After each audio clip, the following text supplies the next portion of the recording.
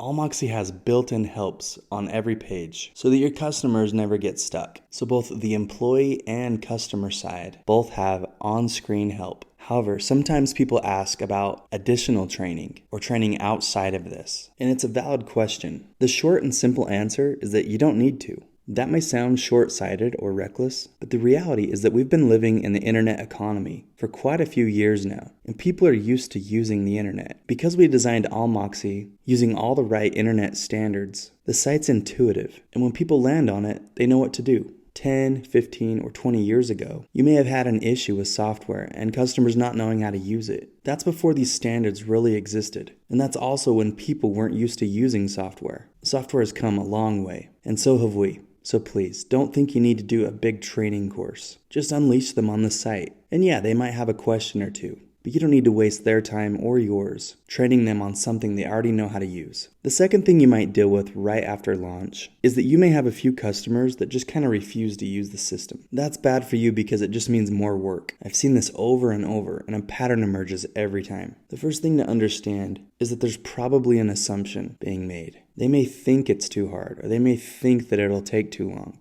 They may think their internet connection isn't fast enough. People make incorrect assumptions all the time. So just ask them, what is it about this that isn't appealing to you?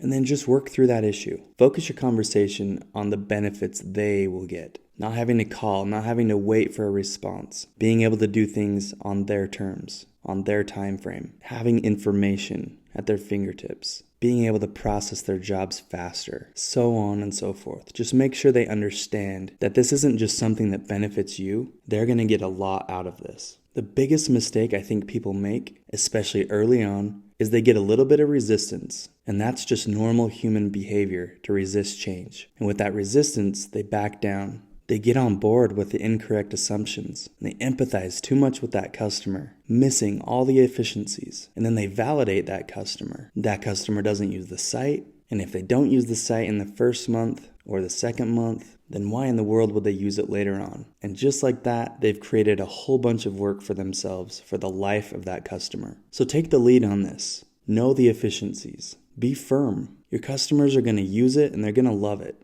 And lastly, another technique is to incentivize through prioritization. If someone's threatening to not use the site, just let them know about the workflow. Let them know that the customers that use the site, their orders go right into the system, right to the saws. And the customers that don't use the site, their orders pile up on a desk until someone can get to them. When they call asking about an order, remind them that they could have looked it up themselves in half the time. Just let them understand that they're missing an opportunity. All this being said, your customers are going to love it, and so are you.